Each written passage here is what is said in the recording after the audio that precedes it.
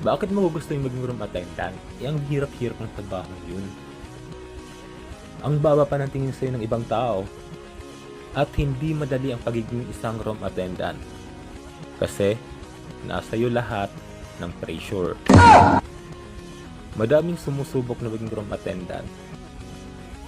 Pero isa, hanggang 3 buwan lang ay aalis din. Sa pagiging room attendant kasi kailangan physically fit ka. Kailangan malakas yung pangangatawan mo at hindi lang physically fit. Kailangan din na maging mentally and emotionally ready ka. Wow! Kailangan stable yung isip mo dahil uso ang stress during operation. Stress galing sa guests, stress galing sa supervisor, at stress galing sa kapwa mo room attendant. May mga kapwa room attendant kasi tayo na epal, yung tipong ginagawang storage or pantry yung trolley mo. Yung lahat ng kailangan nila sa'yo kumukuha, tapos ikaw yung pupunta ng pantry para kumuha ng mga kailangan mo.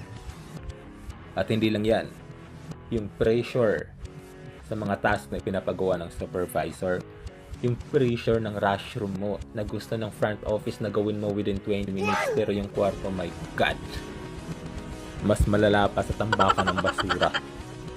At napakarami pang stress na pagdadaanan mo. Tapos during room cleaning, dapat i-check mo to, i-check mo yan, report dito, report doon. Yung tipong kailangan sa'yo pa lang perfect na yung kwarto. Yung tipong pagpasok ng bisor mo, i-release na lang. Kasi pag may nakaligtaan ka, ikaw din yung babalikan. Oh no! Sasabihin sa'yo na you did not follow the standard procedure of room cleaning. Huh? Kasi if you did, wala kang makakalimutan, wala kang makakaligtaan. Dapat perfect ka. Pero in reality, wala naman talagang perfect na room attendant. Nagkakamali lahat. Yung supervisor, yung manager nyo na alam yung standard pero hindi alam kung paano i-execute.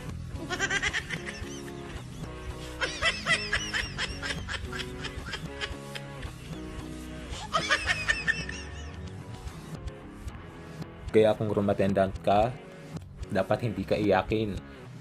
Dapat may kakapalan din yung mukha mo. Yung tipong pag pinagsabihan ka, pag pinagalitan ka, okay lang, okay, sorry. Then, tapos. Ganun lang. Kasi handaan mo lang yung sarili mo na baka bukas wala ka ng duty. Oh no! But anyways, paano nga ba ako napunta sa ganitong trabaho? Well, taga-probinsya kasi ako. At dito ako nag-OJT sa Maynila.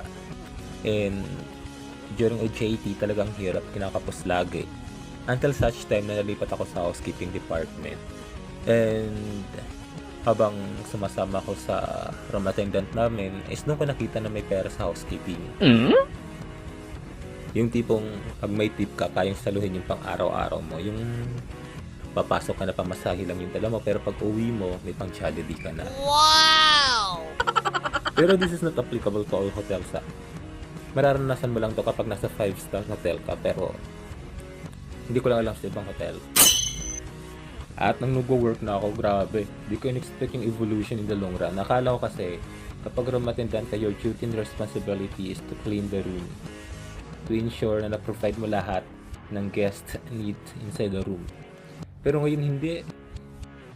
You have to satisfy the guest by making towel foldings, writing letters to the guest, kung ano-ano pa, to the point na instead 8 hours ka lang sa trabaho, ay aabutin ka ng 12 hours.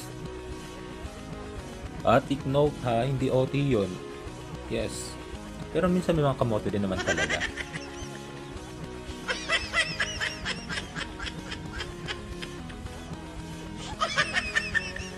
Yung may mga baguhan, yung mga pulido gumawa ng kwarto is tumatagal talaga sila sa hotel. Tumatagal talaga sila dun sa workplace nila.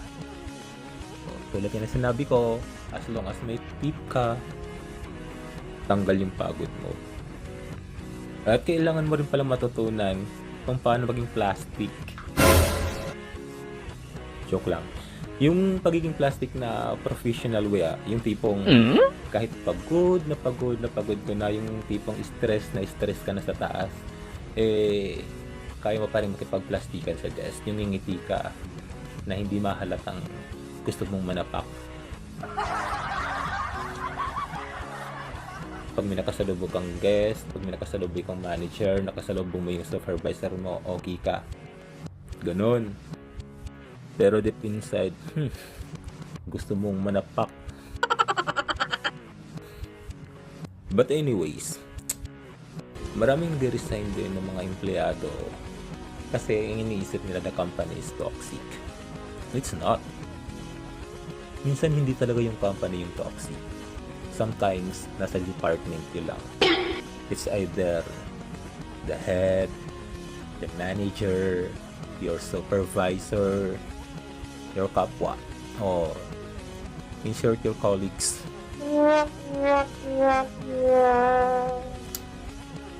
Kaya kung gusto mong tumagal sa work, dapat maging toxic ka na din. Ay, maging immune pala. Minsan talaga sumasakit yung katawan natin na yung tipong may back pain ka. Kasi prone tayo dun eh. However, kapag nagpaalam ka na mag-sick leave ka, hindi ka paniniwalaan nun.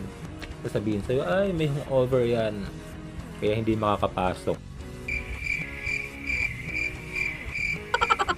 Tapos another thing na napansin ko is actually lahat naman dapat mo tinatanggap sa trabaho.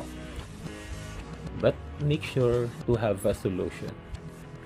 Kasi minsan may kita mo sa isang company, tinatanggap nila yung mga hindi katangkaran, katulad ko. 5'4" lang ako. Tapos may katrabaho kang babae, 4'11". As a room attendant. Tapos yung kwarto niya may extra bed. B, paano niya itatayo yun? Paano niya dadalhin yun sa pantry? Paano niya hihilain yun? Itutulak yun dun.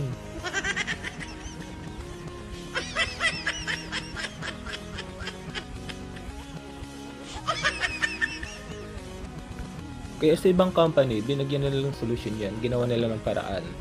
May houseman. Actually, may houseman din naman sa iba. Pero iba yung trabaho ng houseman sa ibang company. But in other company, yung houseman, sila yung magpo-pull out ng mga mabibigat na bagay sa loob ng kwarto. And may boss kami dati. Ang sabi niya, mas priority niya yung tao. Priority niya yung mga staff. Yung kalagayan ng staff, kamusta ba yung staff. And pangalawa yung guest. And third yung company. Pero may mga boss din gago, no? Yung tipong wala silang pakialam sa kalagayan mo, sa kalusugan mo. Ang importante sa kanila is magtrabaho ka. Mayos ka, wala akong pakialam kung magkasakit ka. Go! Akyat doon, magtrabaho. Ganun. Tapos lahat ng achievement ng department nyo, kine-credit lahat. Tapos yung nagpakahirap yung nasa lower position. Ish.